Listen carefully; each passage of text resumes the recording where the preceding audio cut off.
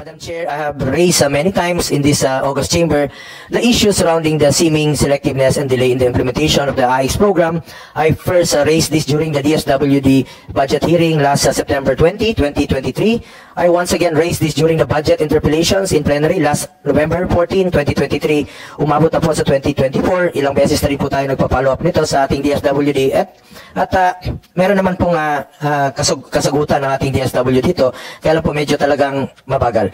Patungkol ito sa reklamo sa iba't ibang parte ng bansa na iulat nga pong na-hold at pinatigil ng DSWD ang AIX payout. Secretary Rex Gatchalian assured us and promised that the DSWD will conduct payouts for validated list of qualified beneficiaries that need assistance. Madam Chair, karamihan po sa mga nasalanta ng bagyong Egay at iba pang kalamidad, marami dito, mga sunog rin po. At alam po ng ating Crisis Intervention Division Chief niyan, Director Edwin Morata.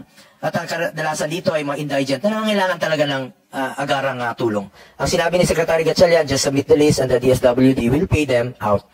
Nakapagsumiti na po ang mga LGUs ng listahan ng beneficiaries. Yung iba po ay na-validate na, pero hanggang ngayon karamihan pa rin po ay hindi na-pay out. Ano ba ang plano niyo po dito?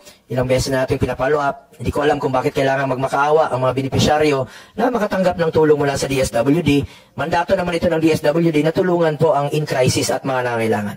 Mandato po ng DSWD na tumulong ng walang pili. Kaya nga po nating tinawag itong AIX, assistance to individuals in crisis situation. Similarly, Madam Chair, I have previously raised that there are LGUs which submitted lists of individuals needing assistance, but until now, the DSWD failed to validate the list. Nagbigay rin po ang DSWD ng deadline at nakapag-submit naman po ang mga LGUs ng listahan ng kanilang mga beneficiaries. Kailan ho ba ito bibigyan ng ayuda mula sa AIX ang listahan ng qualified beneficiaries na naisumite naman sa inyo sa deadline na kayo mismo ang nag-set? Madam Chair, ako po ay kadalasan na tumutulong po sa ating mga mahirap nating kababayan. Nagbibigay po ako ng aking counterpart mismo dito. Personal ko ito. Hindi po ito mula sa DSWD. Yung mga grocery packs, akin po yan. Pagkain, pinapamerienda ko sila. Pananghalian, vitamins, mga face mask.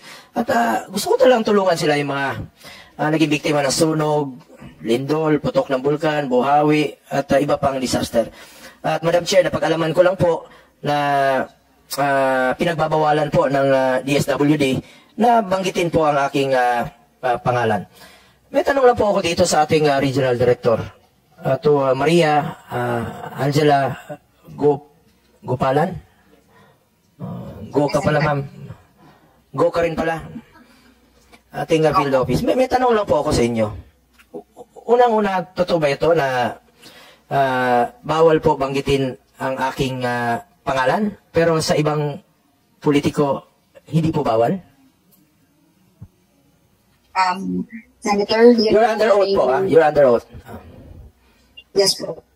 Akin po as Regional Director, wala naman pong explicit na instruction na pagbawalan. Pero po sa akin, dahil po kami po ay nagbibigay po ng ating programa, I think it's best not to mention. Otherwise, baka po kasi kami Ma'am, specific po. Pagsabihan. Specific po ang pagbabawal ng pangalan ko. Bawal banggitin ang pangalan. Sa totoo lang po, hindi nyo na kailangan banggitin ang pangalan ko. Pero sana naman, maging pantay naman kayo. Kung yung ibang pangalan pwedeng banggitin, bakit pangalan ko lang hindi pwedeng banggitin?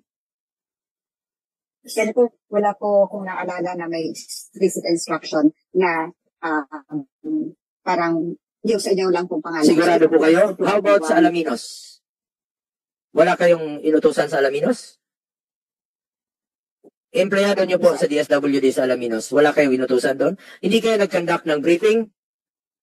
Na bawal banggitin yung pangalan ko? Ma'am, hindi nyo kailangan banggitin yung pangalan ko. Hindi ko po kailangan. Hindi ko po kailangan yan. Sabihin nyo lang po sa kanila, tulong ko ito mula sa gobyerno. Tulong ko ito sa mga mahirap. Huwag lang po tayong maging selective, ma'am. Huwag niyo pong haluan ng politika. Sa totoo lang po, ito pang pangalawa.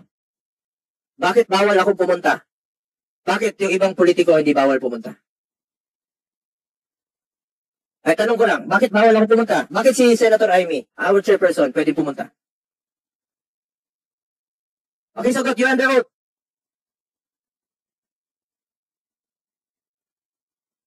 Hindi niya masagot pa doon, Chair. Pangatlong tanong ko, pera niyo ba yan? Pera ng taong bayan yan, ma'am. Hindi nyo po pera yan. Just be fair with us.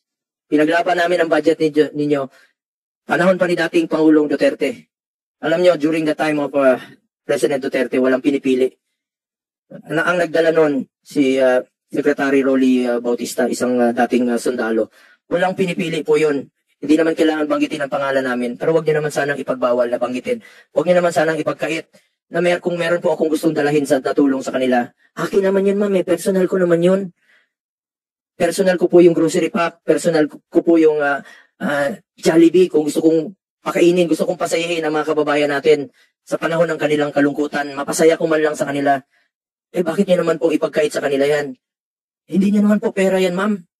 Besides, sarili ko po ito, ma'am. Kung pupunta man po ako doon, akin po yun. Huwag niyo naman sanang ipagbawal. Ngayon, nandito ang inyong secretary. Pwede naman siguro sagutin ng atin mahal na secretary yan. Bakit po ganon, sir, naging selective do tayo? At meron lang po ako isa-cite na isang instance. Halimbawa, dito sa isang lugar, Secretary Rex, sa Mindanao, merong due doon for payout na dapat nang ibigay sa kanila. Nung pumunta ka, naka-hold yun for how many months? And then nung pumunta ka, dinoble mo. Dinagdagan mo, dinoble mo. Pwede pala yung ganon. Kasi ikaw yung pumunta. General Santos City, sir. Senator, this was during the earthquake. Hindi po. Recently lang po ito.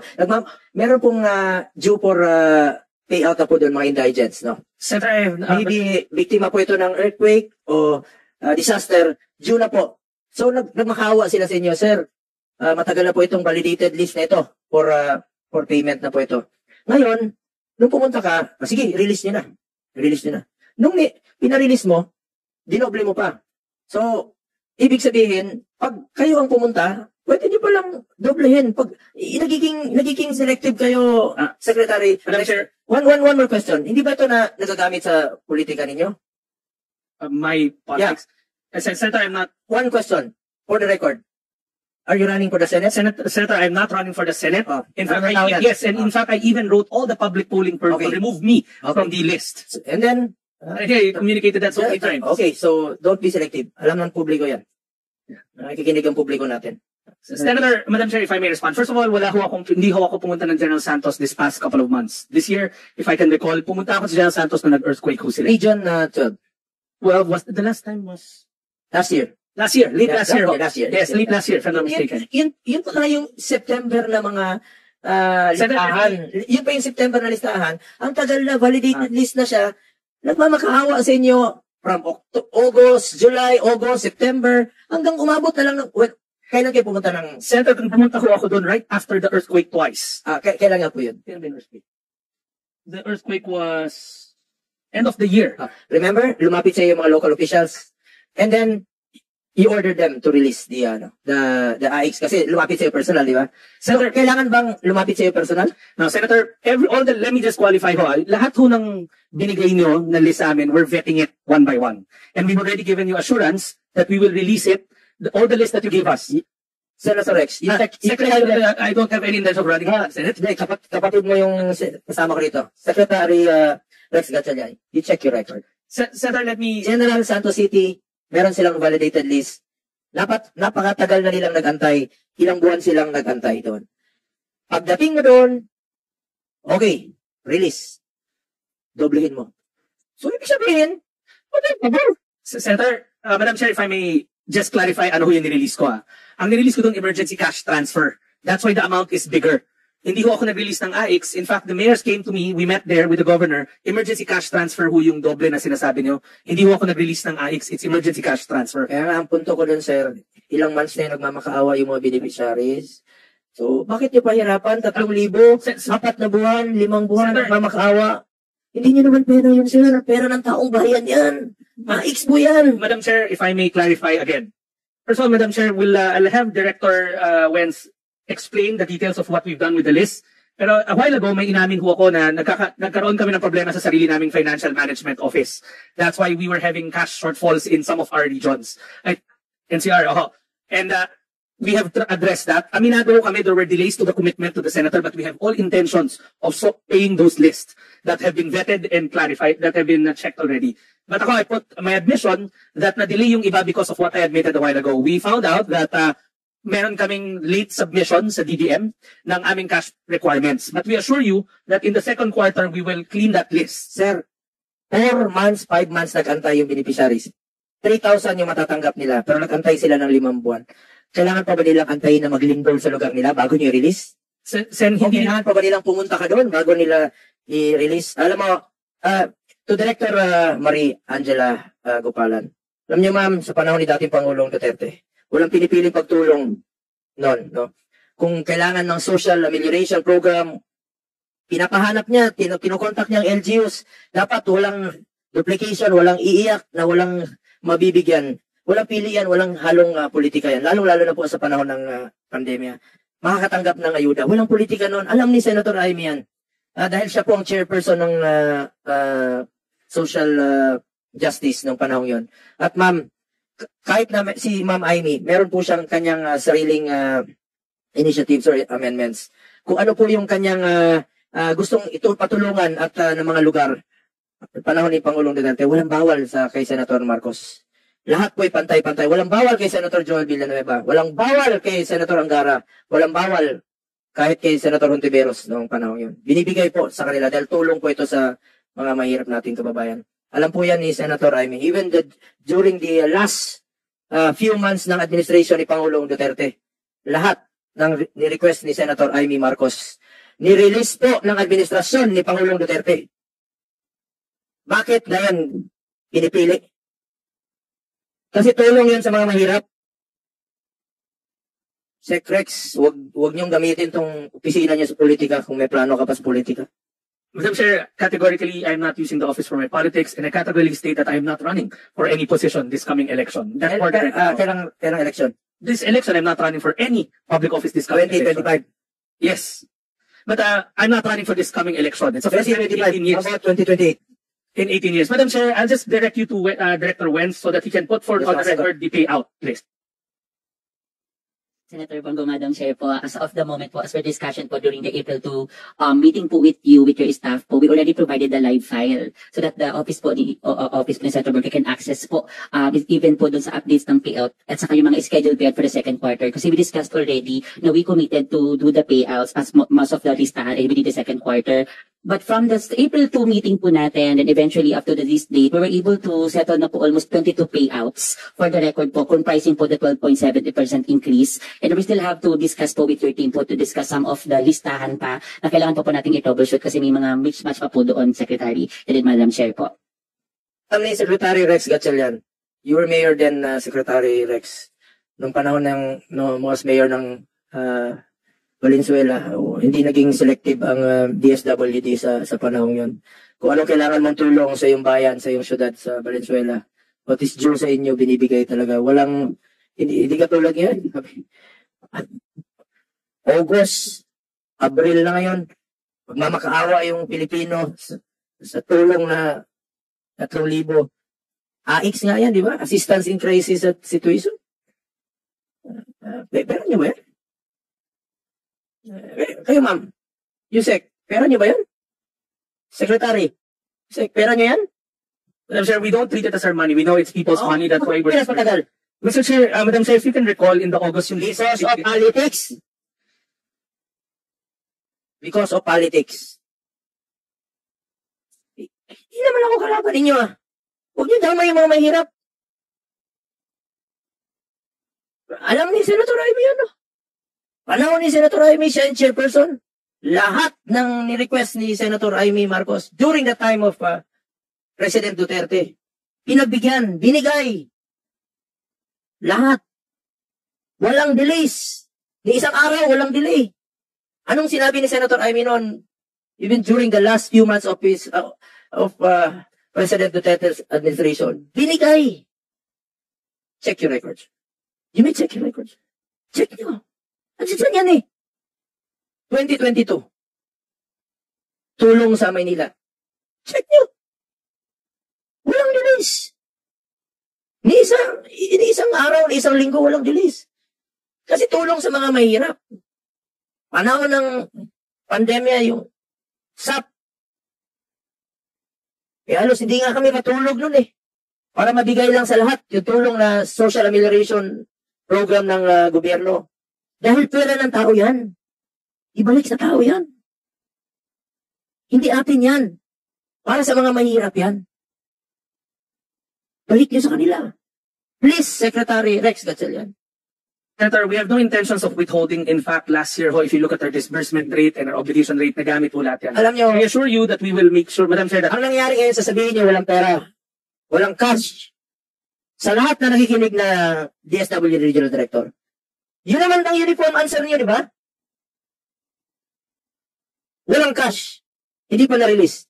Pero pag paborito ninyo, ang politiko, right, may cash na bukas. Pag sunog, ay sorry sir, walang cash. Papahinapan yung Pilipino. Nasunogan na nga, back to zero. Walang pambili. Hindi walang pambaon. Walang pambili ng damit. Hindi makaaral. Papahirapan nyo pa. Kasi walang cash ang DSWD. Meron kayong gustong i-pay out? May cash. Pag may, ano nga yung kasabihan? Pag merong, kung gusto, may paraan. Pag wala, may dahilan. That is your motto. DSWD. Ang problema natin ngayon, institutionalize natin ang AIX. Paano natin to institutionalize? Para saan? Para kanino? Para ba sa mga mahirap? O para sa gusto ninyong tulungan? O para sa politiko? Yan ang dapat nating sagutin na nag-aantay na sagot ng taong bayan. Alam nyo, nahawa ko sa mga mahirap. Mahirap lang ha, papahirapan pa. Sana huwag naman pong ganun.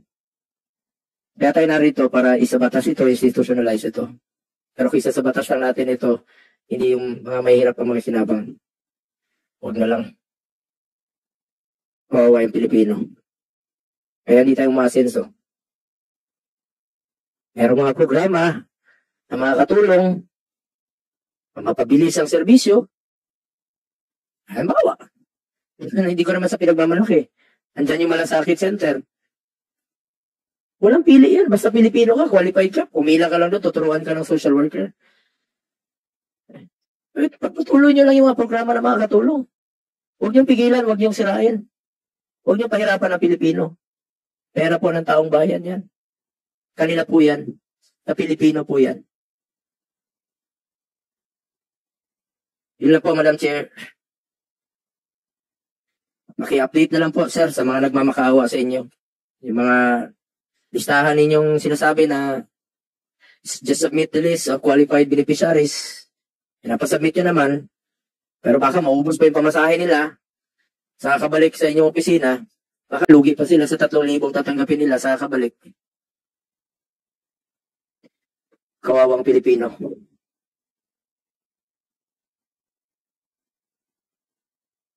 So, thank you very much. I hope you comply with the request of Senator Go. Nagdulot naman ito ng iba't ibang reaksyon mula sa ating mga netizens. Ayon kay @Romsky, kapatid ko nagda-dialysis, libre dahil sa malasakit program ni Senator Bongo. Saad naman ni @Jongblog, isa po ang pamilya ko na natulungan sa malasakit center na pinangunahan ni Senador Bongo. Salamat sa iyo sir. I salute you sir. Komento naman ni @Raisin Labato, tama lang sermonan sila lahat sir para matauhan. Pinapatagal ibigay ang tulong dahil sa politiko. Anong sa inyo dito mga kabayan? Maaaring magbigay ng comment below.